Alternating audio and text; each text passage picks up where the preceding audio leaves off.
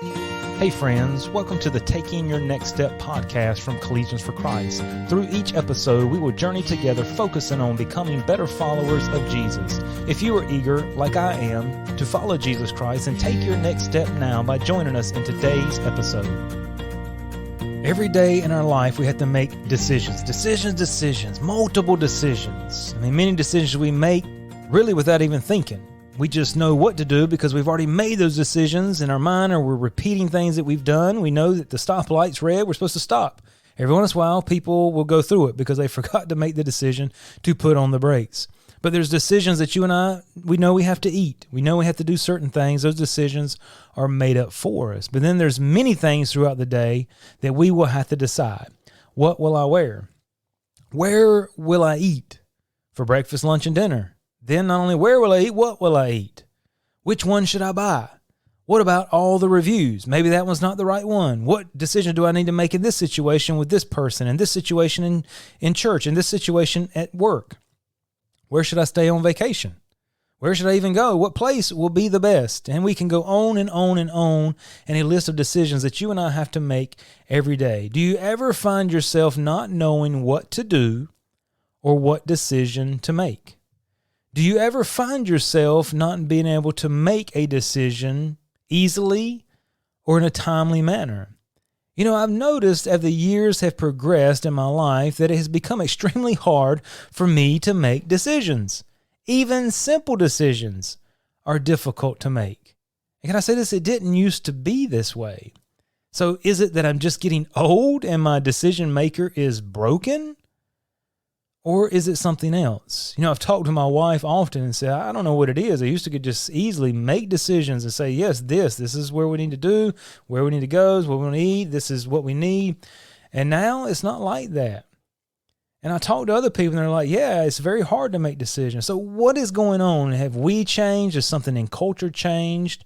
I think the issue is we have too many options to choose from. And not only that, we have the ability to see and search for even more options. You see, before you had to walk in the store and just buy what was on the shelf. There wasn't tons of online ordering. Now we go online, even if we're in the store, to make sure we're getting the best price, make sure that if there's not a better product. And then when we look or search something, how many products come up by different manufacturers? Multiple. And so it's like, which one do I buy? Which company? Which model number? It's not like there's just one of these. There's multiple model options. And it makes it difficult to make decisions. And this is just kind of one example, but it goes through the fabric of our society. We are overloaded, honestly, with choices. And because we're overloaded with choices, it makes it hard to make decisions, which in turn really produces distractions, creates more busyness in our lives, makes us less efficient. And even when COVID was in, I realized it was even stressed even further. It was exasperated because things that we knew we typically would do to go to the store, go to church and different things, now we had to make a decision if it was safe. And so that's when I began to see we're overwhelmed with these decisions that you and I have to make. And so the overload of decisions does this. It creates stress. It creates anxiety. It becomes a distraction. It creates unnecessary busyness and consumes too much of our time. My son gets on me all the time. You over-research stuff to death. And he's right on. I do. I can't just go in and purchase that one. I want to make sure is there a better deal, the different models and the different stores. Where should I buy it from? But guess what? I end up spending 2 hours looking at all this stuff when I could have walked in the store and bought it. We'll talk about that a little more as we go down. But with all the decisions that we have to make, it can mentally exhaust us or cause us not to be able to make a decision at all. And the more decisions we have to make, the more this tumbles and rolls. And so this is really an issue I believe that we as believers and people that are not believers really struggle with. I talk to numerous people and it's just like decision overload. And I believe this is something that keeps us from being with Jesus. And so living the simple life, that's what we're focusing on. This is our last episode looking at that. And we'll move forward with a couple other ideas about how to be with Jesus. But this living the simple life, this simplicity in life is about removing any unnecessary distractions that would hinder us from being with Jesus. Now in Mark chapter 4, verse 19, I just want to read one verse to you. here is Jesus said this, and the cares of this world and the deceitfulness of riches and the lust of other things entering in, they do this, they choke the word, and it becometh unfruitful. And I think when we think about distractions and we think about possession stuff, we've already talked about that, decluttering our lives. This verse focuses on it. But it says this, in the cares of this world. You see, we have all these decisions because many times we do care what we do, how we spend our money. Many of us are trying to be good stewards. But the decision overload is robbing us of what is most important. So what can we do? We need to reduce the amount of choices that you have to make. So do this, simplify the small or easy decisions. You can think about this. One of them is clothes. You say, why are you talking about clothes? You already talked about a closet and you decluttered your closet. But leaders like Apple founder Steve Jobs and then Facebook, Mark Zuckerberg, they obviously understand the importance of simplifying life. Why? What do you mean? Steve Jobs, he almost always is seen in a black shirt and jeans and tennis shoes. Mark Zuckerberg is typically seen, if he's does not have a suit on, he's in a gray t-shirt and jeans, or he has the same colored suit. You say, what are you saying? You see, these men understood something about having to make decisions. You say, well, they're not even Christian leaders. That's okay. But they obviously understand the nature of man and the mind, and they learned how to succeed at what was most important to them. It's interesting to me in Scripture that Jesus said the children of this world are smarter than the children of light. What do you mean, Jesus? The people, the leaders, the men, the women of the world are smarter than the Christians? So obviously we can learn something from successful leaders. So what were they doing? They were simplifying their lives so that the decisions that they had to make, they could make well.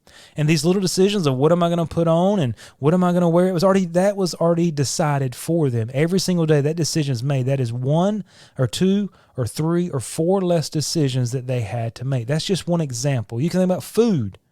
You know, we have to decide. Many times me and my wife, we struggle. What do we want to eat now? I mean, what do we want to eat tomorrow? What do we want to eat tonight for dinner? It's constantly just this idea of trying to decide. So maybe plan.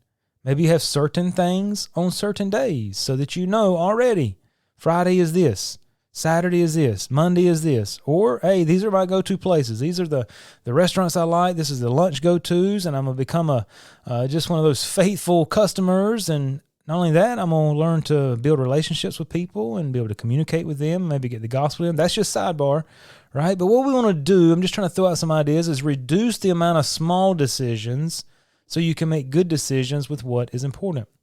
Now, you may say, look, I could not go down to one colored shirt all the time. I understand I like a little variety in my life, but I've learned to minimize it. I've learned, hey, I don't need all these different suits and shirts. Just give me a couple combinations so that I know, hey, this is simple. This is it. You can go as far or far away from it as you want. Another idea of simplifying the small or easy decisions is plan out your week or live by a calendar. You say, I don't know about that. Here's the idea. Delegate where your time will go, who you will see, what you will be doing. So if you plan your week, you can do this. You can answer with ease a quick yes or no when someone requests, asks something of you. If you have your calendar will answer the question for you. You don't have to wrestle with, man, I don't really have time. Should I do it? Should I not? If you plan your week, your month, however you want to look at it, your day, and you live by that, it answers that for you. Does that fit in or not? Yes or no? Is there a time this week? Yes or no? No. How about next week? Does it fit in with what your goals are in your life? You know, many times we need to learn how to say no more than yes. I remember that advice coming to me as I went through Bible college and was learning about ministry and so forth. And I kept hearing one older gentleman, and in wise words, he says, you're going to have to learn how to say no because people are going to ask good things of you, but you can't do it all. And I have to look at everything through the lens of my created purposes. As a husband, as a father, as a preacher, as a director of CFC, as the leader of ECU and PIT, I have to look through those eyes. And if that stuff is not getting what it needs and I'm giving my attention elsewhere, I've got it out of whack. I've got it out of order. I need to say no. So those are some simple things. So look in your life and simplify the small or easy decisions. And then do this. Stop over-researching everything you buy. I said that was a problem that I have. Why? Because it kills and consumes too much unnecessary time. buy reputable brands, buy maybe less, but buy quality, and try not to get distracted with the many knockoff options. What am I saying? See it, click it, buy it. Don't read through 100 reviews. Why? Because almost everywhere you buy, you can always return it. I understand when you're trying to be a good steward and you're trying to purchase well, that you want to try to make sure, hey, this thing's not a bomb. It's not going to explode. It's not just going to break when I get it. So we want to scan through, but this is a trap for me. I can spend 2 hours trying to buy something simple as envelopes. I'm trying to buy something as simple as a calculator. Why? Right? Then here, ask yourself the true cost of buying the item. Think about this. Do I really need it? Or is it just going to be one more thing to clutter my life? Is it going to be one of those things I have to constantly make decisions about, whether I'm going to use it, whether I'm not? Is it just adding one more set of decisions into my life? You know, how much time is this item going to take for me to use, to care for it? You see, when we purchase something, it's an investment of time, and we only have X amount of time. So are you going to have time to truly use it? Are you going to have that 5 hours to do it? Are you going to have the 2 hours it takes to take care of it a month or whatever it is? You see, everything we buy requires time. It's not just a possession. So either is we're going to use it and it's going to require time, it's going to require attention, or it's going to be stored or put somewhere and something else is going to be added to it. Then it begins to clutter up, right? Our lives begin to get cluttered, disorganized, and that begins to steal attention. It begins to steal time, peace in our life. So ask yourself, do I really need it? How much time will it take away from my already busy life, from my family, from my goals to be a student, to graduate, for my family, my wife, my husband, my kids? Or will it add to? And it may be that. Not everything's bad, and some things you do need. So we could list so many more things, but the idea is to identify what decisions you have to make and to reduce the easy decisions so you have the mental energy, the mental clarity to focus and to make the bigger decisions. The goal is to reduce the busyness of our lives, which the plethora of decisions each day just fuels, so we can intentionally spend time and energy on what is most important. What is that? To be with Jesus. You see, as we're being with Jesus, we're going to have our happiness. As we're being with Jesus, we're going to understand and fulfill our purpose in life. As we be with Jesus, we will filter out our schedule. We'll filter out the possessions. We'll filter out the things that are expected of us. Our schedule and everything will be filtered through that lens. As we be with Jesus, our goals will be His goals. We will be the family person. We'll be the student that we're supposed to be. Now, you may be thinking all this stuff about living a simple life, about having just one colored shirt, or doing all these things, decluttering our life, decluttering our house, our closet, whatever. This may be a radical approach to following Jesus. This is like outside the box. This is not what I typically think of when it comes to following Jesus. But as we said at the very beginning, when we talked about business, the greatest enemy to our spirituality and our spiritual growth is busyness. And the only way to cut through that busyness, because it's everywhere in our culture, we can't necessarily just make the culture change. We have to change. And when our culture is going one way and we go the opposite direction, that's going to be a radical change. But there is nothing more radical in life than following Jesus Christ. Thank you for taking the time to listen. If this podcast has been helpful to you, please share it with a friend or subscribe to stay up to date on the latest episodes. You can connect with Collegians for Christ online for more information and resources at cfccampusministry.com.